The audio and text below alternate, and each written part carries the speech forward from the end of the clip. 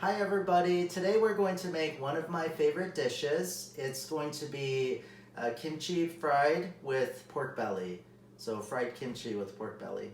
And so I'm going to show you the ingredients before we start. What I have here is pork belly, 1 pound that you can get at any grocery store. And I've prepped it by cutting it into about 1.5 inch pieces and salt and pepper. And so you want to prep that beforehand and let that marinate for at least 5 to 10 minutes. Then we really like mother-in-law kimchi, and this is the vegan version. We really like that because it doesn't have fish sauce and it really tastes really good, and it's great fried as well. And the next thing is, and I've been using this sesame oil literally since I started cooking. And Kadoya is the brand that my family uses, and so I've just stuck with it since. Next, I'll show you how to get started. So I have the pork belly already in the pan. We brought it to a high, and once the pan is up to temperature, then you'll want to lower it to a medium. I didn't add any oil because the pork belly itself already has fat that you'll want to render down.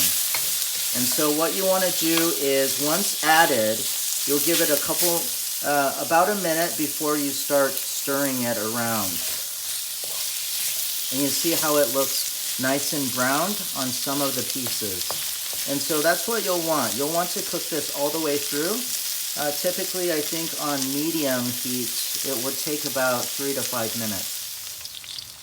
Okay, so this is what it should look like when you're done cooking the pork belly. It should be kind of golden brown and crispy on the edges. And what you want to do is then turn off the heat, and you want to put the pork belly on a paper towel to drain the excess fat.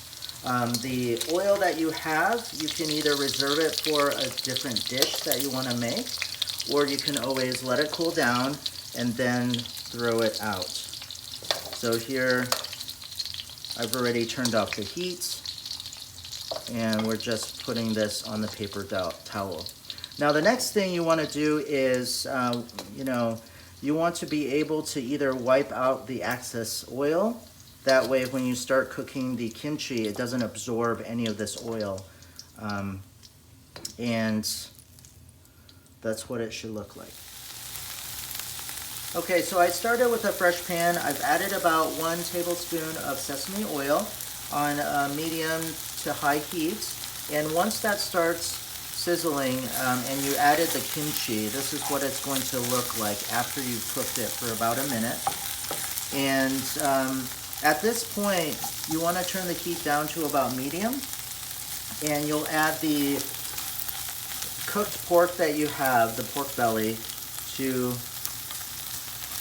the pan. And this is just to get everything up to the same temperature. And once this cooks for about 30 seconds, then you're ready to eat. Okay, so now that we have the kimchi fried pork belly ready, you can either eat that with just rice, or you can put it together in a lettuce wrap, and we call that ssam. And so what I'd like to show you is a dipping sauce that we use along with that. You can buy this at any Korean grocery store. This is going to be gochujang, and this is dangjang. And so both of these, when you mix it together, you're going to get a ssamjang. And so I'm going to add a little bit of this with a little bit of the dangjang. And then once you mix it, this is a really good dipping sauce for Korean barbecue, as well as eating it with any lettuce wrap. So here, let me assemble how we eat it at home.